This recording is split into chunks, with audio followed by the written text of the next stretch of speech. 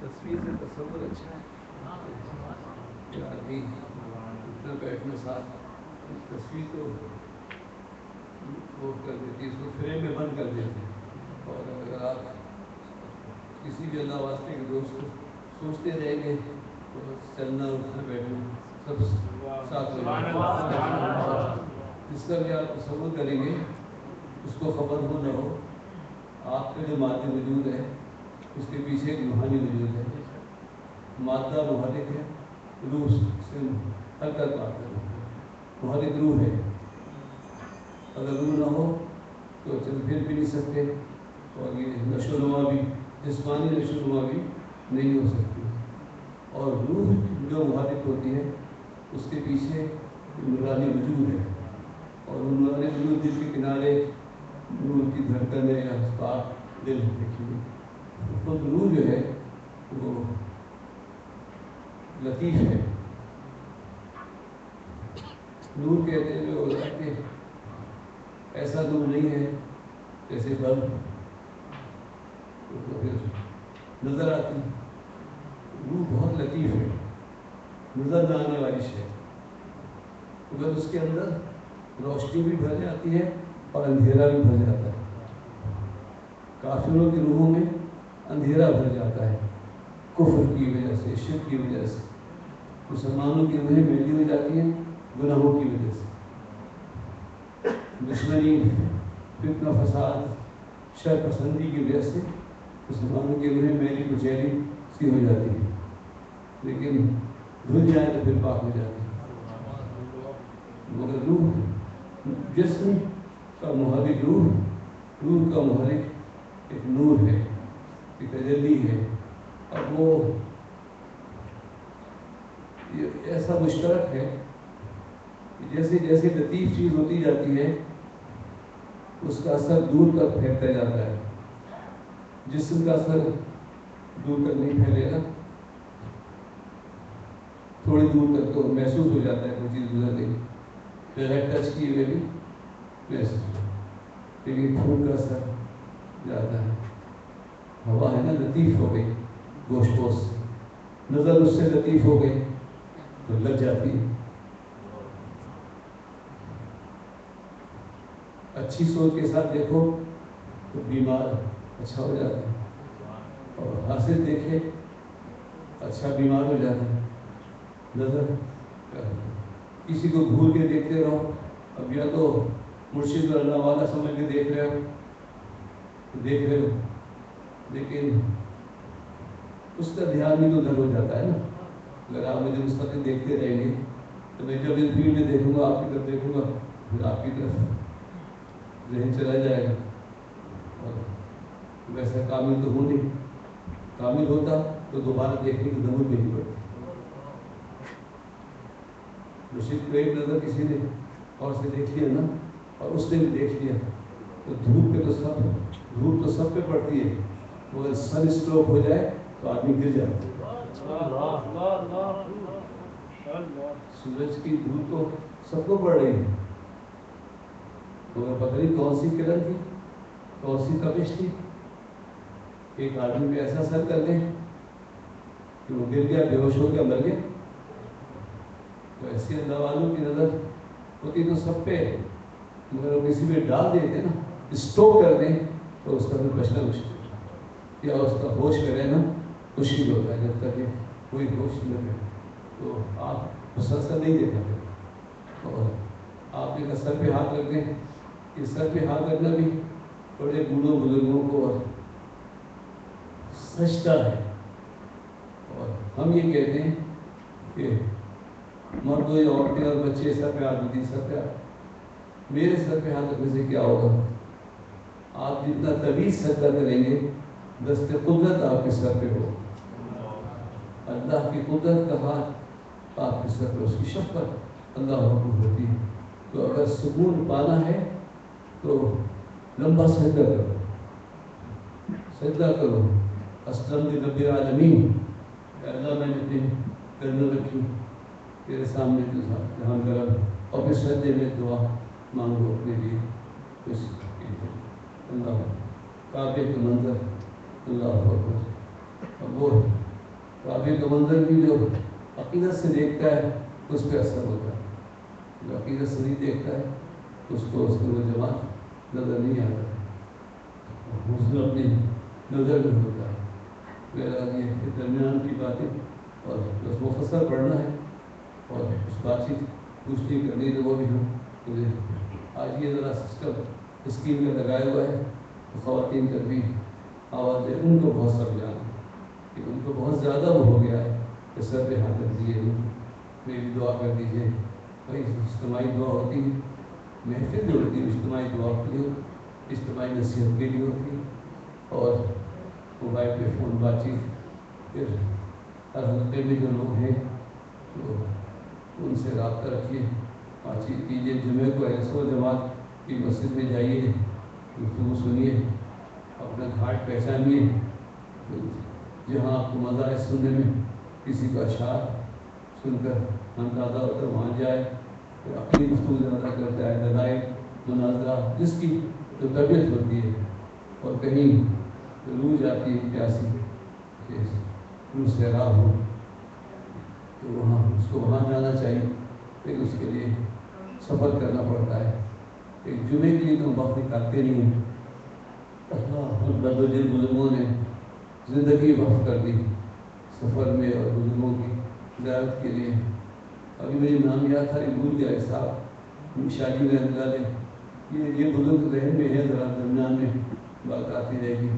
شادی میں سے ملنے کے لیے رات کو آتے تھے، 20 میل پیدل چل کے آتے تھے، 20 میل دور رہتے تھے تو مغرب پڑھ کے چلتے تھے، اس طرح پہنچتے تھے۔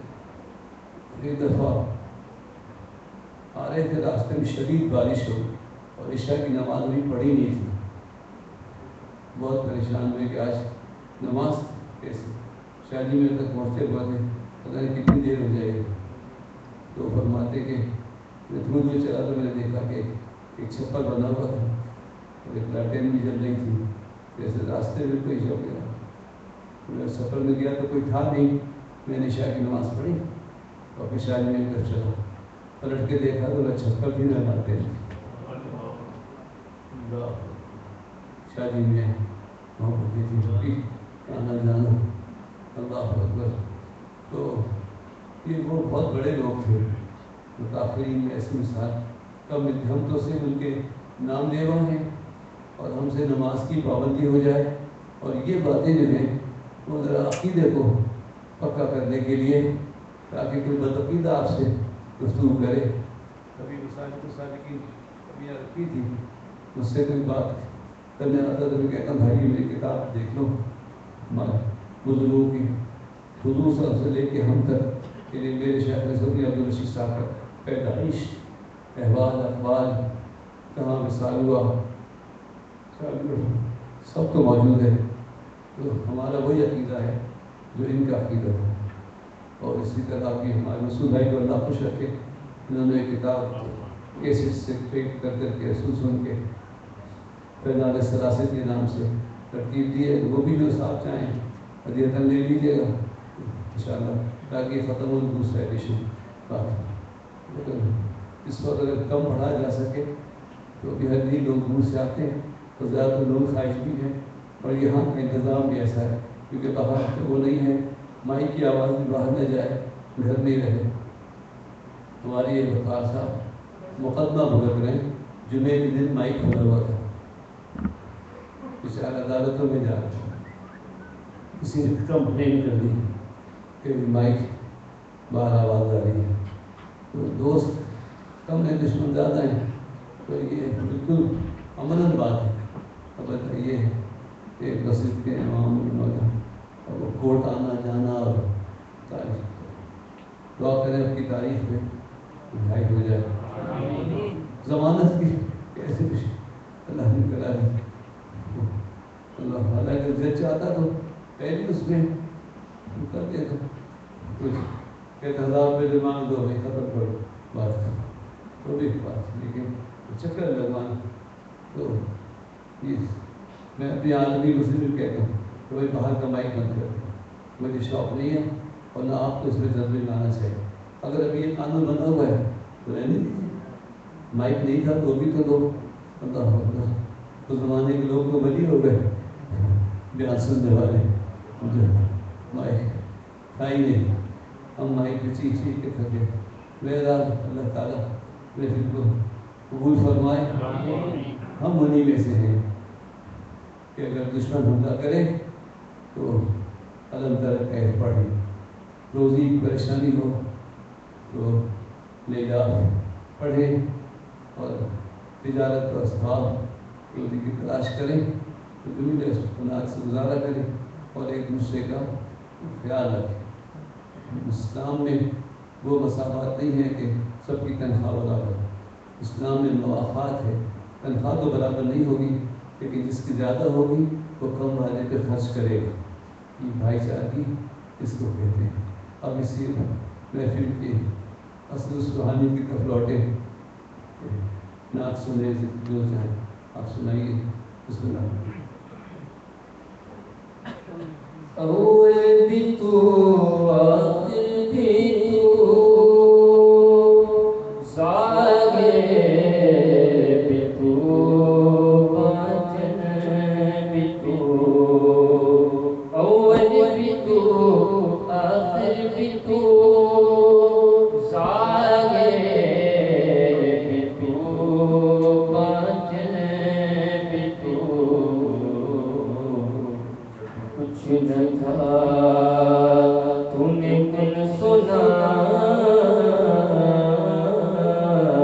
جب کچھ نہ تھا تو نے کن سنا.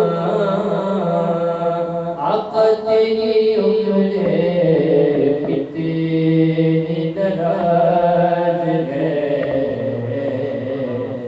لینا نبینا صلی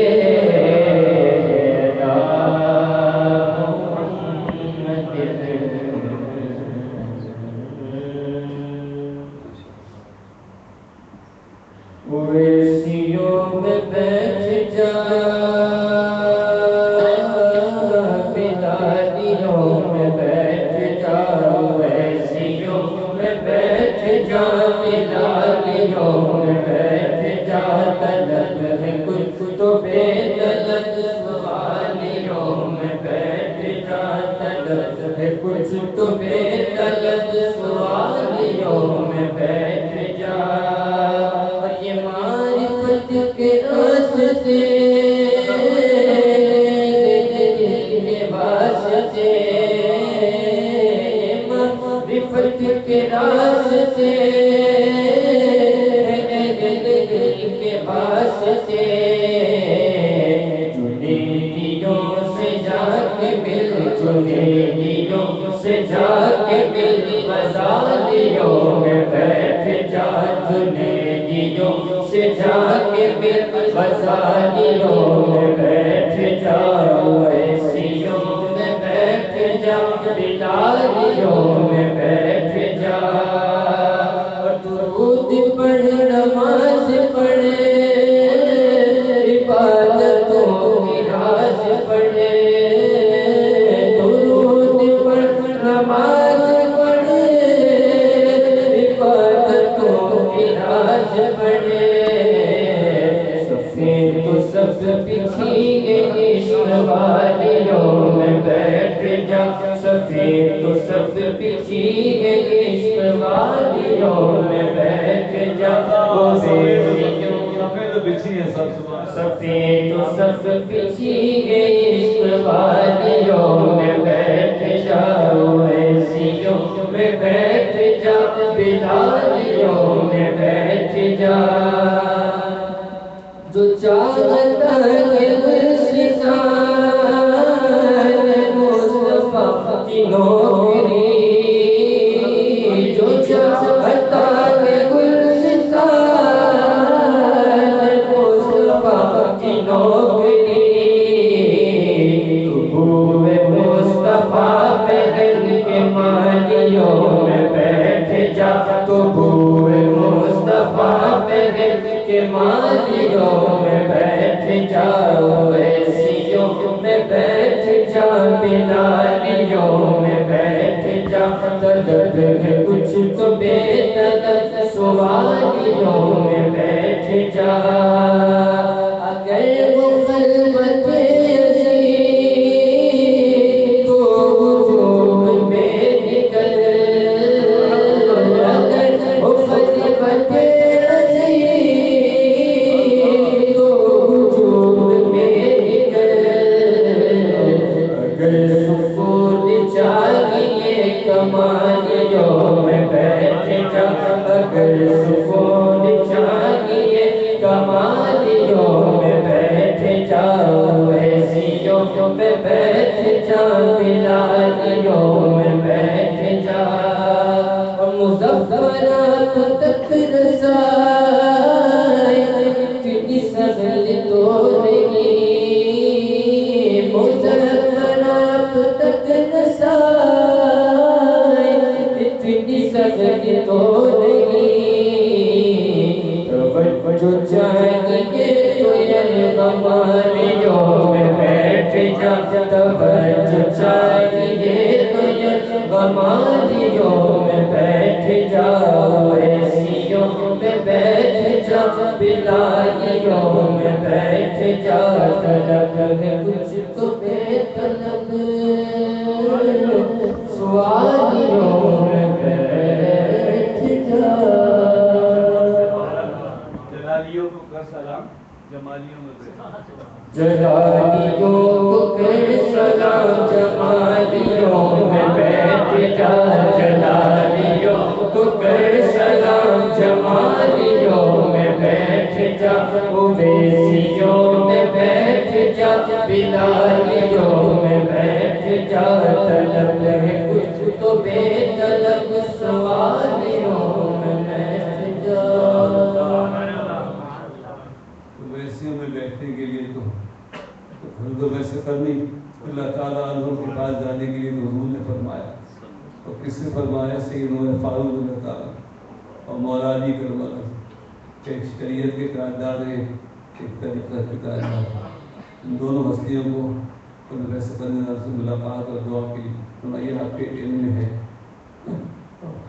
جو بے طلب بیٹھتا ہے اس کے وہ سوال ہی پورا ہوتا ہے جو وہ کر سکتا تھا اور وہ سوال ہی پورا ہوتا ہے جو وہ کر بھی نہیں سکتا تھا کہ جو دینے والا ہے اور وہ جانتا ہے اللہ تعالیٰ علیم حکیم اور اس نے اللہ اکبر جو بھی دیا ہے وہ بھی اس پہ توجہ رہے پہلے بھی عرض کر دیا تو آخرت سے ڈرو اور سوچو کیا ہوگا قیامت میں کیسا زلزلہ اور کیسی آگ ہوگی اور توسل میں یہ تو سوچو کہ یہ زمین و آسمان اللہ نے تمہارے لیے بنائے ہیں کیسے بنائے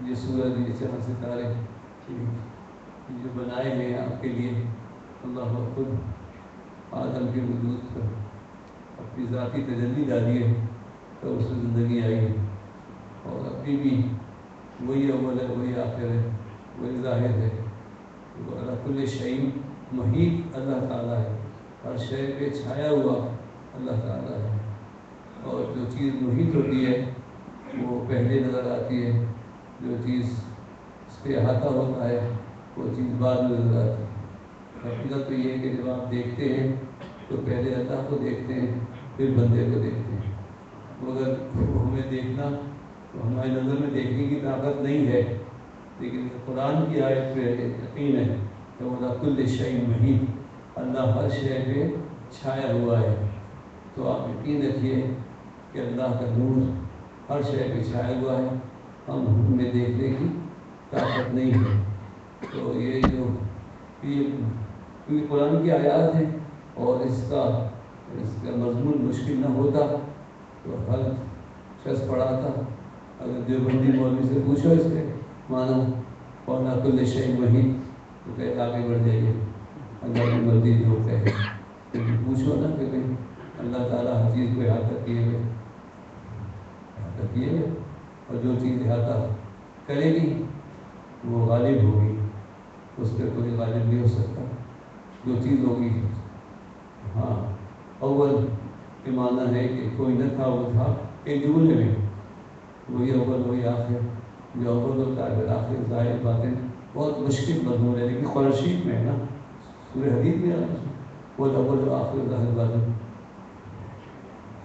وہ تو الملک القدوس ہے، سورہ حدید میں شاید ہے وہ اللہ وہ الاول والآخر والظاہر باطن اور بكل شيء علیم، سورہ حدید میں یہ قرآن ہے، یہ نعت کا جو مسئلہ کی تفسیری کہ وہی اول ہے، یہ صوفیوں کا خیال ہے وہی اول ہے وہی آخر ہے، یہ قرآن کی آیت ہے، اللہ جو چاہے وہاں قرآن لکھا ہوا ہے کسی ایک بچہ نکال دے سورہ حدید نکال دو ابتدائی آیا ہے، تو وہی اول ہے، تو کیسا اول ہے کہ معنی یہ ہے کہ انہی کے پہلا ہے، اس کے بعد دوسرا کوئی نہیں تھا وہ تھا، آخر بعد میں آیا تھا نہیں، آخر کے معنی ہے کچھ نہ رہے گا وہ باقی رہے، اور باقی اس طرح نہیں کہ کسی چیز گھٹنے کے بعد وہ باقی رہے، اس لیے کچھ نہ رہے گا وہ رہے گا، اور وہ ظاہر ہے تو ہر چیز سے زیادہ ظاہر ہے، یہ برق کی روشنی ضروری بات، یہ کچھ بھی ظاہر نہیں جتنا اللہ تعالیٰ کا وجود ظاہر ہے،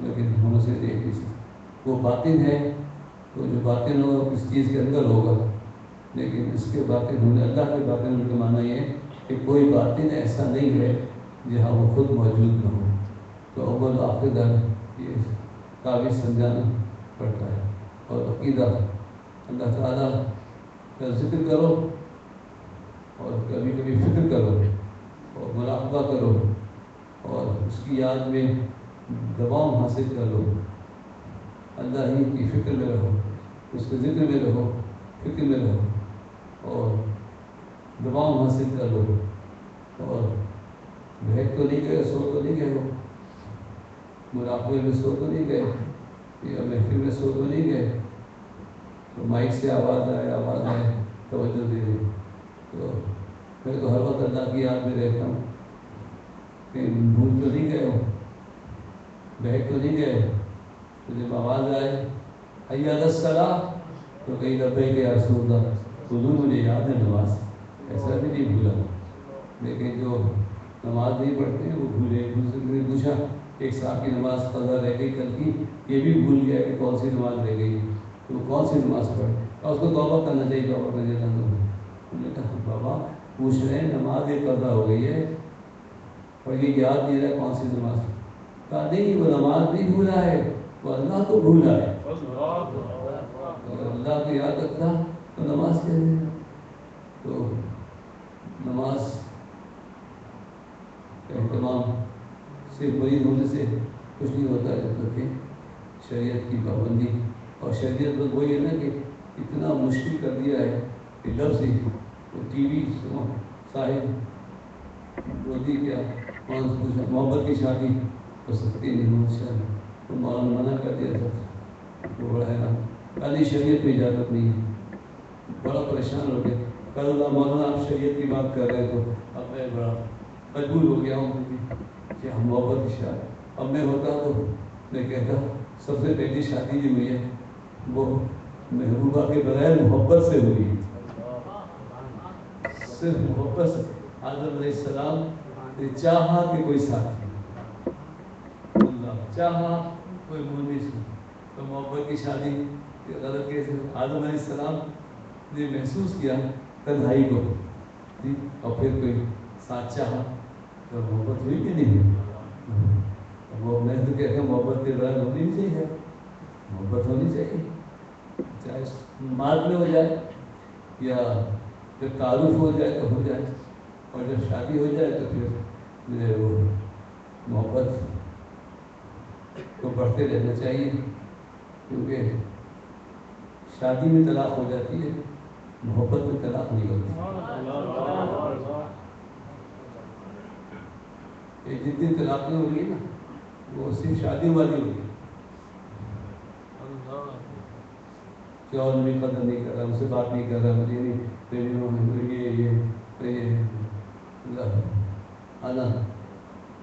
محبت میں تو جس سے شادی نہ ہو اس سے طلاق نہیں ہوتی، محبت اپنی جگہ رہ جاتی،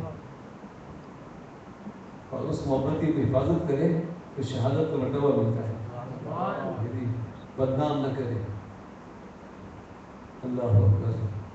مگر نہ جانے کیسے لوگ ہیں کہ شادی کے بعد بھی محبت نہیں ہوئی. کیا محبت کی شادی ہے؟ استغفر اللہ. اللہ اکبر.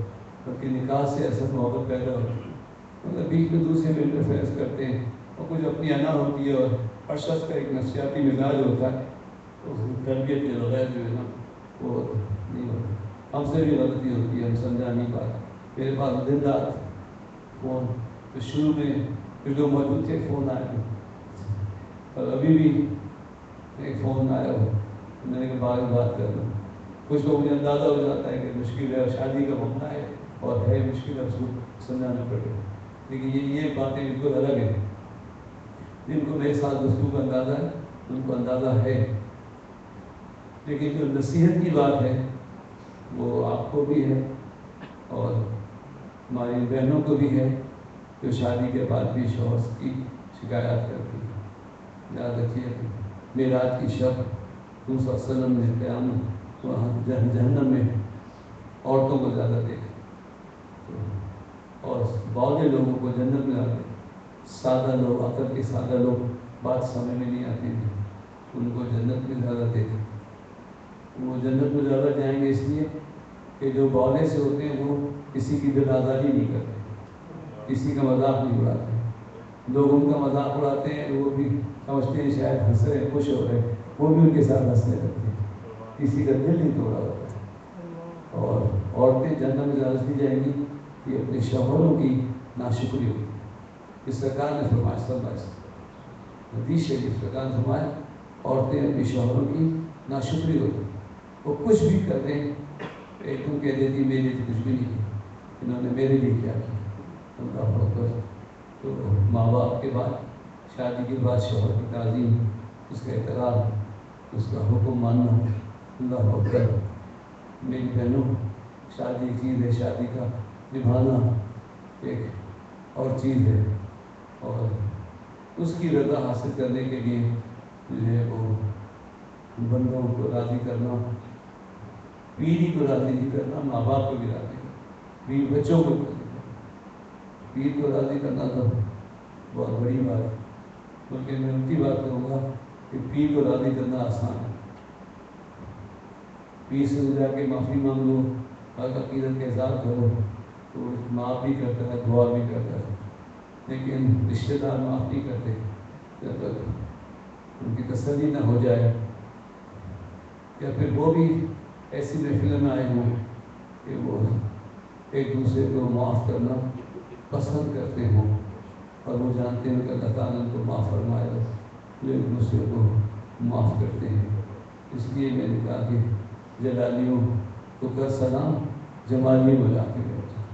جہاں محبت ہو, جمال ہو, ان صحبتوں میں آ کے بیٹھ جاؤ. صفیں تو بہت قدیمی ہے, لیکن جو صف محبت کی ہے, جو عشق کی ہے, عشق بھی بہت بڑی چیز ہے. عشق تو فنائیت کے بغیر نہیں ہوتی, لیکن محبت ہو جاتی ہے جس میں تھوڑا اپنا وجود بھی رہتا ہے اور محبوب کا بھی رہتا ہے.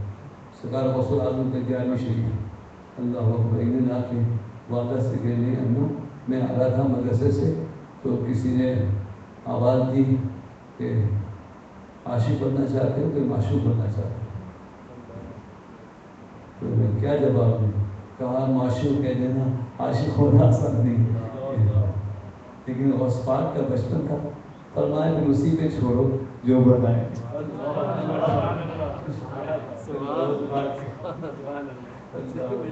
یہ 15 سال کی عمر سے کم کی بات ہے, اماں کے ساتھ رہ رہے.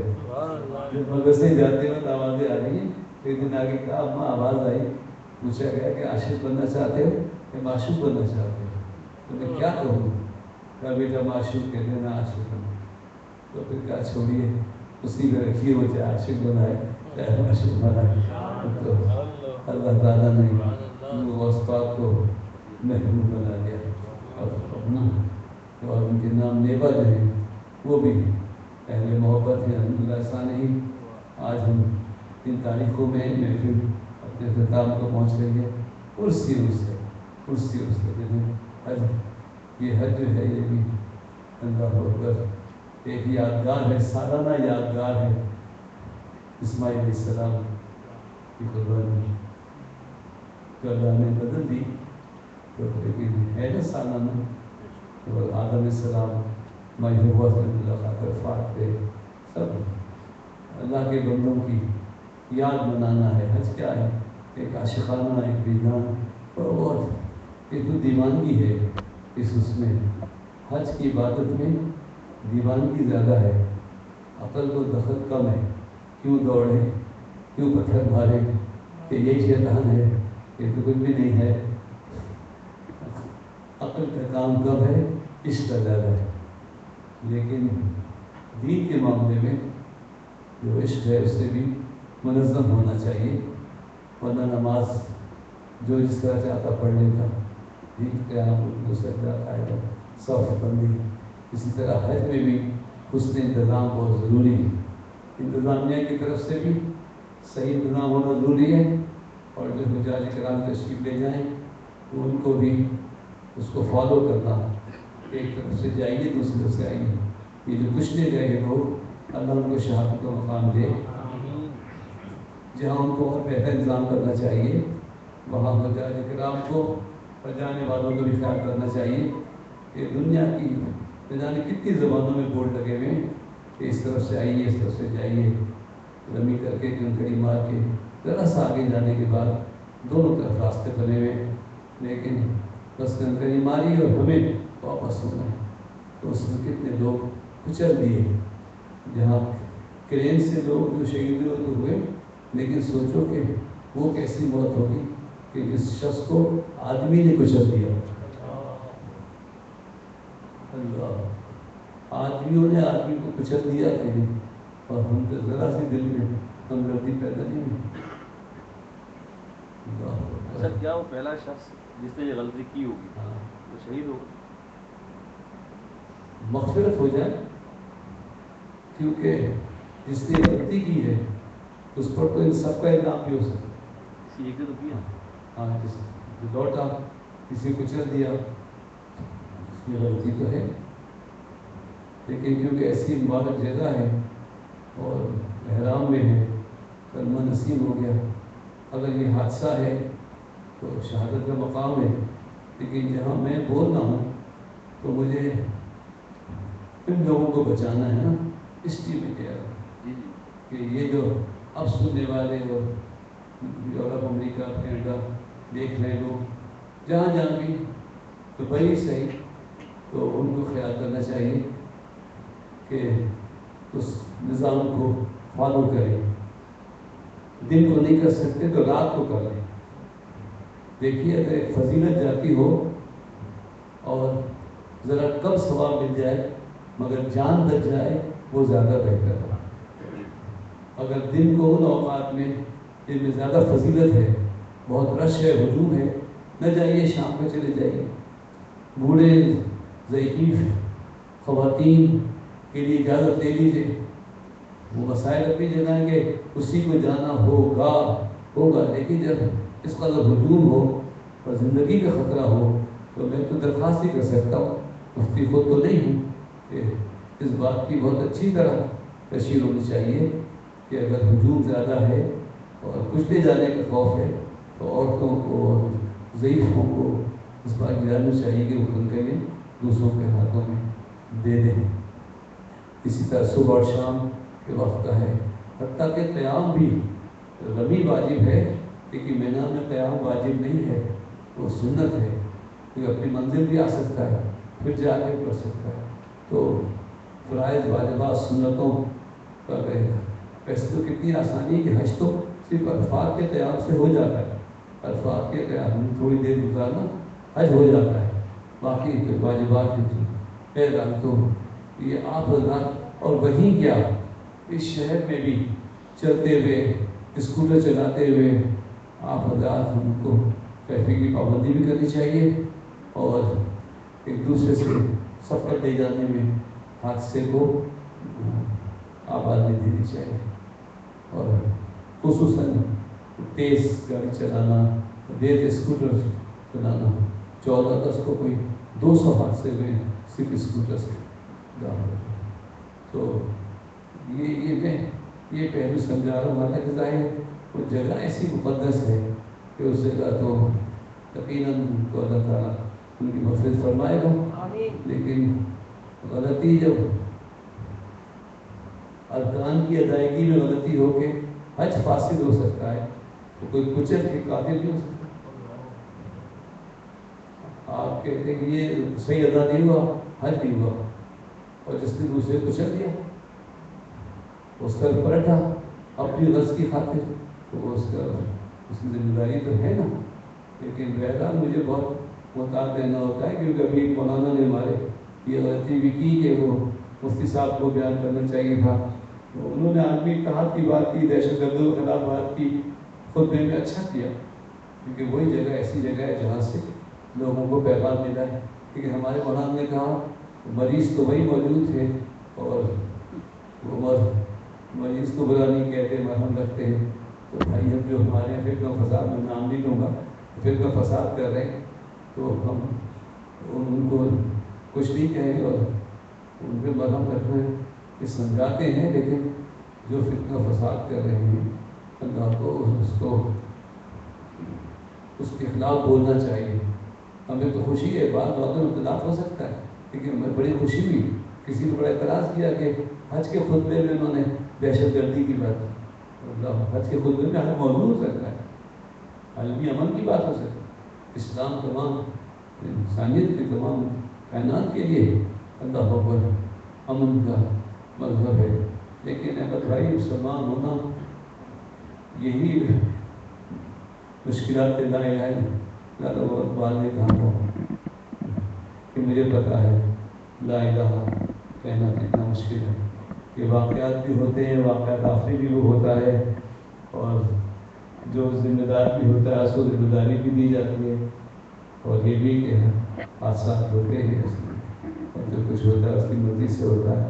تو وہ تو کوئی بات آ جائے گی، زیادہ ساتھ نہ رہنا، کہیں کے نہیں رہو گے. ایک ہی طرف اس کی چھوٹی سی شاخ، اس پہ دو پتے، ایک جیسا پانی، ایک جیسی دھوپ، ہوا مل رہی ہے نا، لیکن جس کا حکم ہوتا ہے وہ پتا سوکھتا ہے، دوسرا ہرا رہ جاتا ہے. کیسا نظام؟ اسی شاخ، اسی ٹہنی، اسی اس پہ ایک پتا خشک ہو کے ٹوٹ جاتا ہے، دوسرا ہرا رہتا ہے. کیوں؟ پانی تو اس کو ہی ملا، ہوا اس کو ملی، تو میں کسی دھوپ. تو یہ زندگی اور بہت ایک طرف یہ عقیدہ چاہیے کہ جو ہوتا ہے اس سے حکم سے ہوتا ہے. لیکن ہر ایک درخت کو کاٹنے کو بھی اس کے رسول نے منع کیا ہے. تو یہ بڑا بین بہت کرنا چاہیے. اللہ تعالیٰ ہمیں عرفان نصیب فرمائے. اب ہم کوئی اور پڑھنے والے ایسے تو نہیں رہ گئے. بہت شکریہ. فرید بھائی نے آج کہہ دیا ماشاء اللہ. 12 بجے 5 ہو گئے شاید. کیا ٹائم ہے؟ 12 بجے صحیح بات ہے. یہ تو محبت سے خوشی پڑی